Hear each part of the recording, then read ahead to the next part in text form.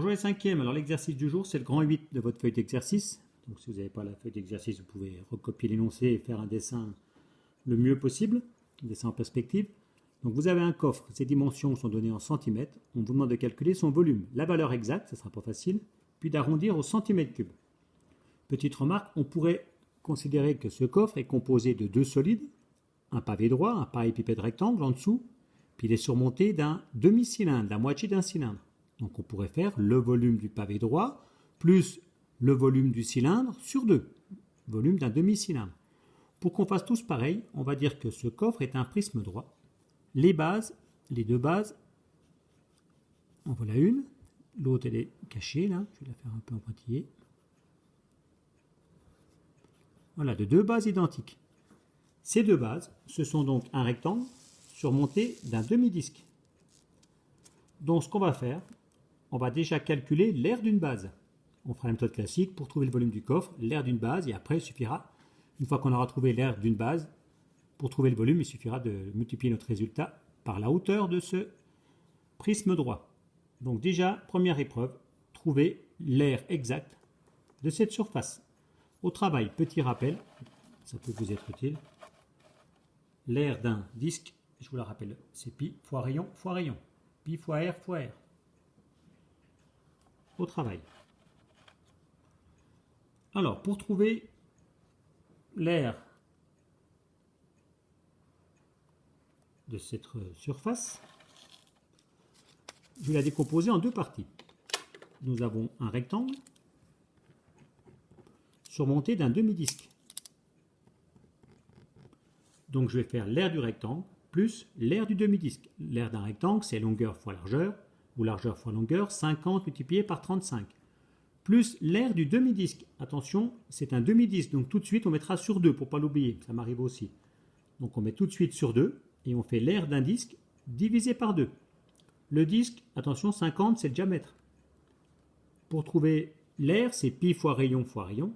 On a besoin de connaître le rayon, donc on ne prendra pas 50, on prendra le rayon, c'est 25. Alors ça nous donne ça.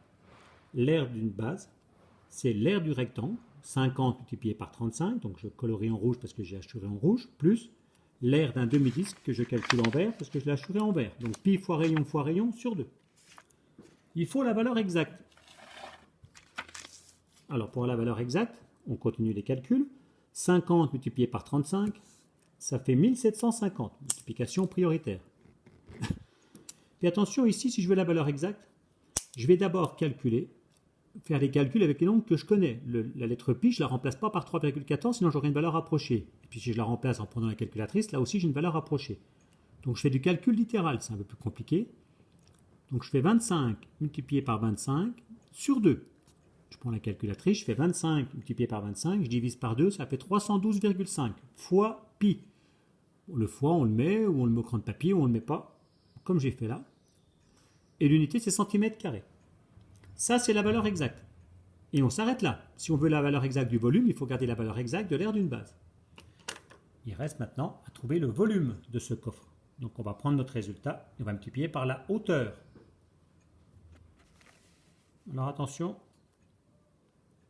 quand je dis hauteur, je parle de façon mathématique.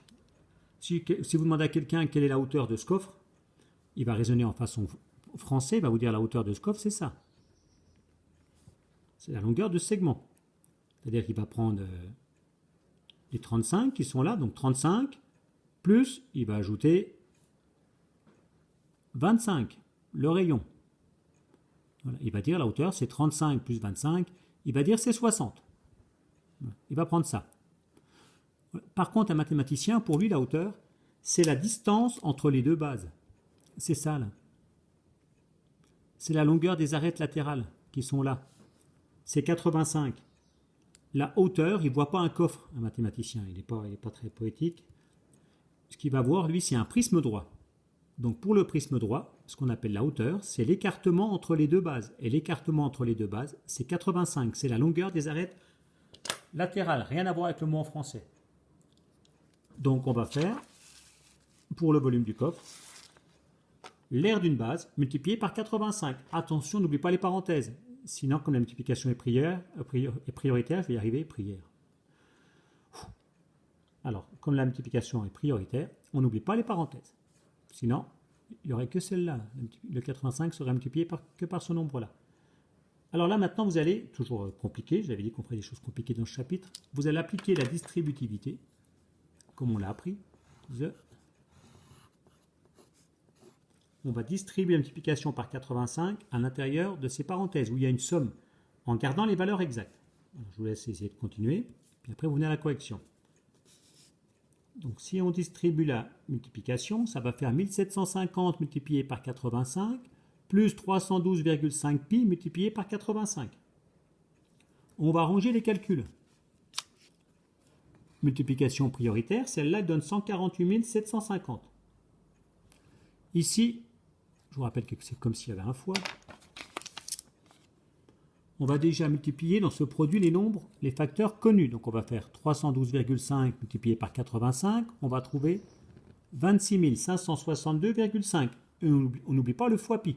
On n'est pas obligé de mettre le fois. Voilà la valeur exacte. Maintenant, on vous demande d'arrondir au centimètre cube, à l'unité. Donc on prend la calculatrice. Je la retrouve. Là, voilà. Alors on fait 148 750. On recommence si on se trompe. Plus, alors 148 750, plus 26 562. Mais je ne suis pas doué.